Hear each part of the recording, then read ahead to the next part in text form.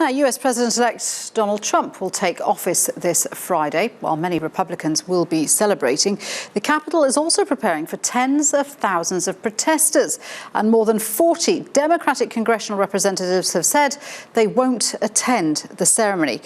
Well, Jennifer Glasse has more for us from Washington, D.C. Sounds like it's going to be an interesting inauguration, Jennifer.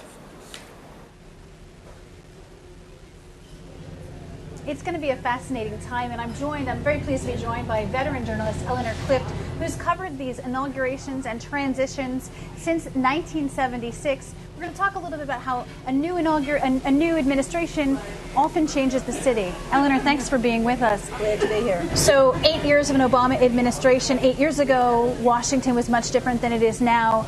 Tell us how a new administration maybe transforms Washington, D.C. When Barack and Michelle Obama came to Washington, they really adopted the city as their home. They went out to eat. They mentored and tutored at local schools. And they brought with them a whole generation of professionals, many of them minorities. And the city has just blossomed. It's become a magnet, for young people of all ethnicities. 1,000 people a month are moving into the city.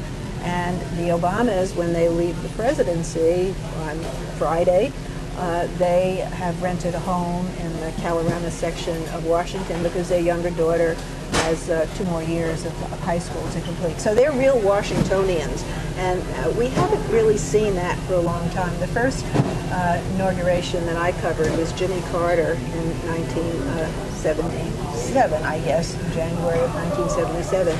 And they put their daughter Amy in public school, really just blocks from the high school, from the White House, Stevens Elementary. I think she just did 1 year or so there, but that was a huge shot in the arm for the city, which has always struggled with its school system. And, later years, crime was an issue as well. And now, of course, we have Donald Trump coming in. With him, 4,000 or so staffers and their families, plus whoever comes in with them. How does the city change when the president changes?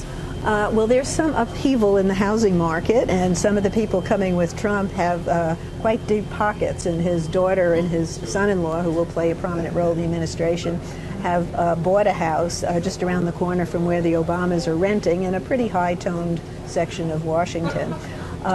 You see a lot of changes on Capitol Hill, the churn when it goes from one party to the other.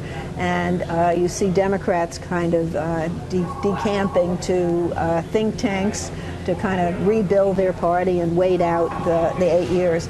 I'm not so sure the Trumps are going to be part of the Washington scene, though.